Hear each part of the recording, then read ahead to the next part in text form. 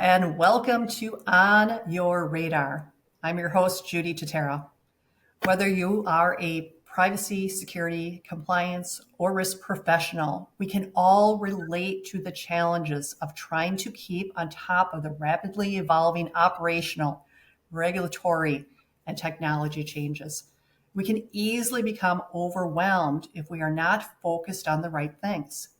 In this show, I have invited privacy professionals to understand what keeps them up at night, what excites them in the privacy sector, and what's on their radar. Today, I'm speaking with Tami Dokken.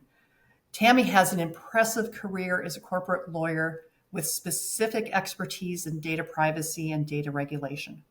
She most recently completed an appointment at the World Bank, where she was the first chief data privacy officer and established the bank's data privacy office.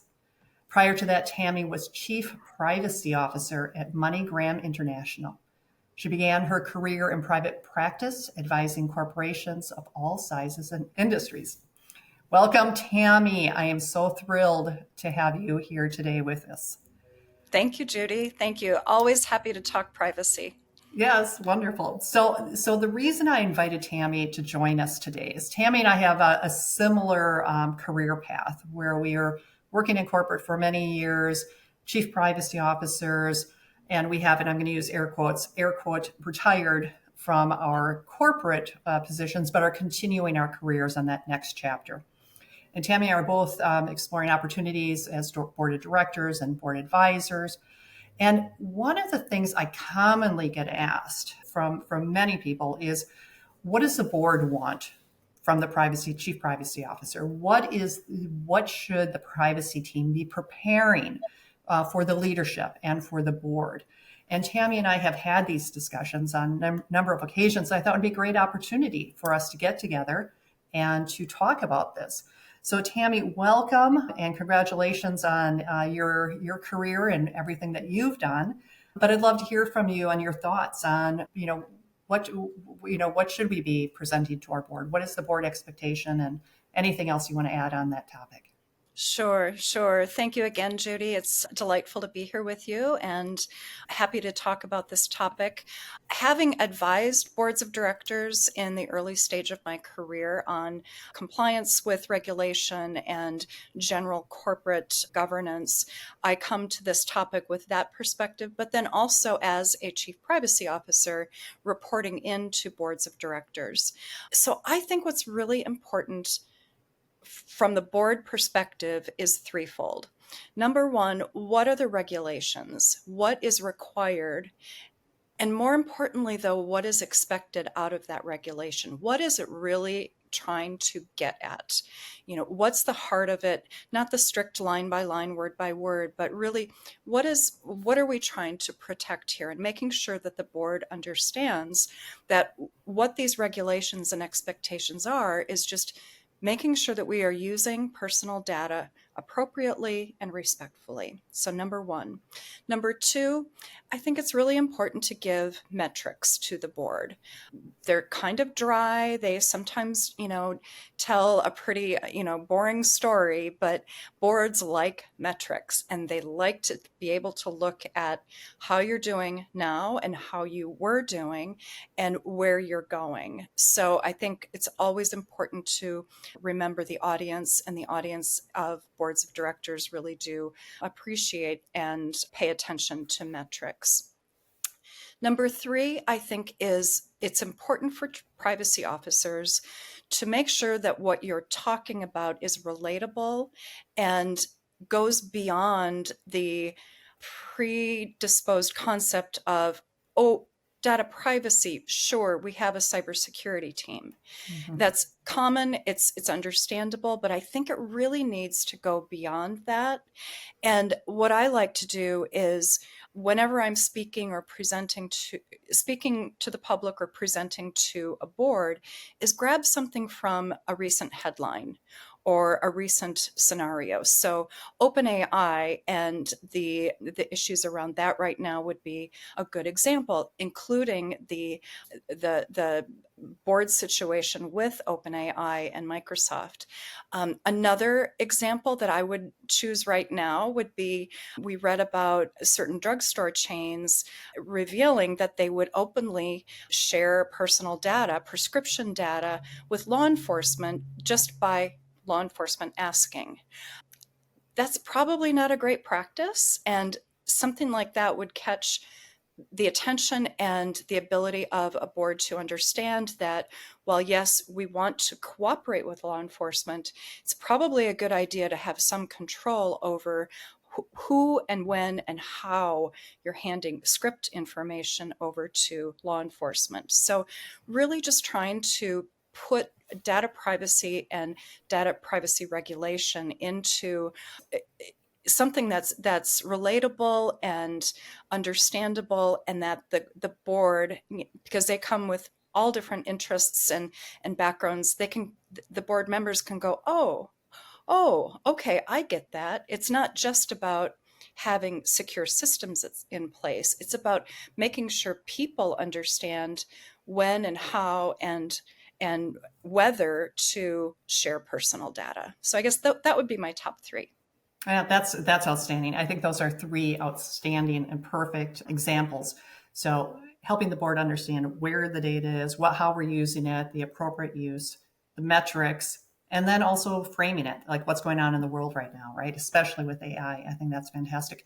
Let me pull the string a little bit on metrics. So I think that's one of the questions too. Are there certain categories of information that you think is important for a board and leadership to be following for the privacy program?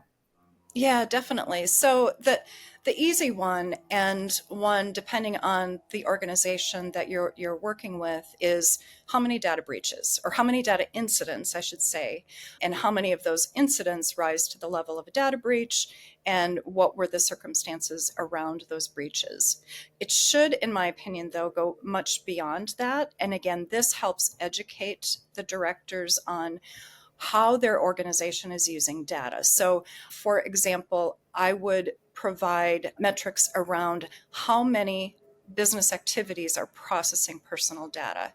So at the bank, we had a full list, and we would report on those. We would report when processes changed, when processes were added. And so that was a constant moving target. And it really, I think, helps the directors understand that, oh, we're not just using personal data to process payroll, or, in obvious fashions, but, we're using it, in Washington, D.C., the bank has bus drivers that take staff from building to building. And even those bus drivers use personal data. So really teasing that out and making sure that the directors understand that this goes beyond just the obvious. Mhm. And then I think sharing with the board, and this is probably the most important, sharing with the board the risk assessments that are being done, particularly those where a risk has been identified, and if that risk was either mitigated or the risk was accepted. And this starts to blend in with the risk committees and the risk profile of an organization. So is the board comfortable with the decisions that senior management is making with regard to risks related to personal data and how it's being used? And that could lead to a dialogue. It could lead to maybe a change in direction, or again, just a better understanding of how personal data is being used within the organization. Yeah, that's fantastic. Very, very, very helpful. So, a lot of changes in the regulatory world right now, right? Especially US international. We've been talking about that a lot as well. How are you seeing that in organizations and making sure that their organization within the privacy program, and then again, communicating that up on how things are changing? Any thoughts on how a privacy team can help their board understand that regulatory environment as well? Sure. Such an important question, Judy, because it is changing every day. And Mhm. if you look at the global landscape, regulation is either being put in place for the first time, or updated, or being enforced in different ways. So it's a constantly moving field. And that can sometimes be scary, because what you say today might not be true in a year, as regulation is enacted and enforced. So I think it's really important that you are able to adjust and flex a privacy program to meet the shifting regulation expectations of stakeholders, and learning from others who have been called out. For example, the drugstore chains that I mentioned Mhm. earlier, that might trigger a board to say, "Ooh, do we have a law enforcement policy in place that would help this?" So, but I think the most important thing is to be able to look down the road, or as Wayne Gretzky, the famous hockey player, said, "Where's the puck going?" Right? And we want to make sure that we're building a flexible program and responsibility so that we can demonstrate that we're doing the right thing and staying current and active, and don't have to redo everything as changes happen. Mhm. Wonderful. As a board member, how often would you like to see privacy? From a privacy standpoint, we want to be there front and center every day. But from a from a board perspective, how often would you expect a privacy update at a board meetings? Sure, that's a good question. So I was comfortable with a pace at the bank where we provided quarterly reports to the audit committee Mhm. and a full report to the full board once a year. And this is a standalone report where we, as we were building, we were able to demonstrate. I think that's a good cadence. It keeps. I agree. We should be at front and center of every board meeting, but for some reason they don't see it like that. But to have some interaction just through a written report, given to a committee, and making sure that at least the concept of data privacy stays in their minds. And then I think a board report and a presentation at least once a year, again, to help directors understand what we mean by privacy and where the risks are for the organization. Yeah, that sounds perfect. Great. So let me ask you, being both of us have been in privacy for a while, and I look at, back when we were starting out, privacy wasn't a subject in school. There wasn't degrees. We're starting to see some of that now. So when you were in school, and you're starting your career, where did you think you were going to go? What did you think your career was going to look like? And when did it pivot to privacy, and how did that happen? If you want to share that Sure. story. Great question. And there was no such thing as data privacy when I was in law school. You're absolutely right, Judy. Um, so I thought I would be a corporate lawyer practicing, general transactional corporate law. My bread and butter was mergers and acquisitions and corporate structures. My pivot came about 15 years into my practice, where one of my clients had an issue pop up in Poland. This was a global hospitality company. And the issue came up after literally 2 years of a franchisee negotiating with the Polish data protection regulator on a very serious data privacy issue. It finally bumped up to the franchisor, my client, and nobody knew what to do. Nobody had any idea. Again, we were US based. This is Europe based, which is, certainly far more advanced, at least back then, on data privacy. So I raised my hand and I said, "Yeah, I'll look at it. Let me see what I can do." And so I dove in, and in 2 weeks, I learned everything I could about Polish data protection regulation. This is pre GDPR. Mhm. So it was their own standalone law. Learned everything I could, presented to the regulator, got a very favorable dismissal from the regulator, and I was hooked. And I Okay. thought, oh my gosh, this is what I should be doing. So I went that direction. I got certified in through the IAPP, and here we are. And it's a wonderful area to practice, as you well know, Judy. Yes, wonderful. That's a great story. So let me ask you, what's on your radar for the future? What do you see? Where do you think privacy is going? You know, any insights or thoughts on that? Sure. That's actually a really easy question these days with AI in the forefront. I think that we privacy professionals have a wonderful opportunity to add that to our portfolio of expertise.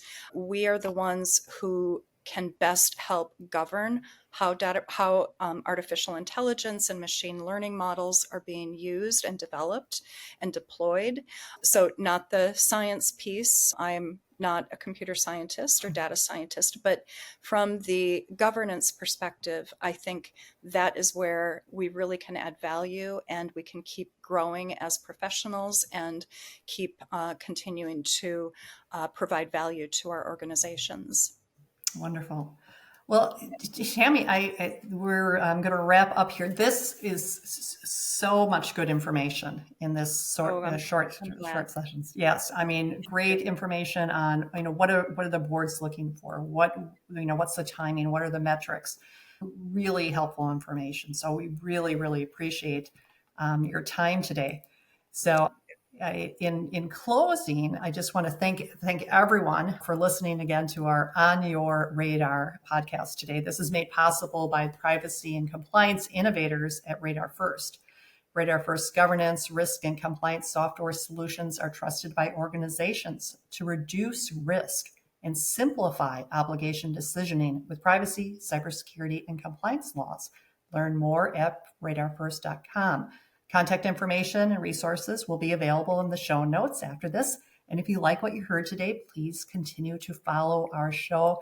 Tami, again, thank you so much for being with us today. It's always a pleasure to talk to you, and thank you for your time today. Excellent. Thank you, Judy.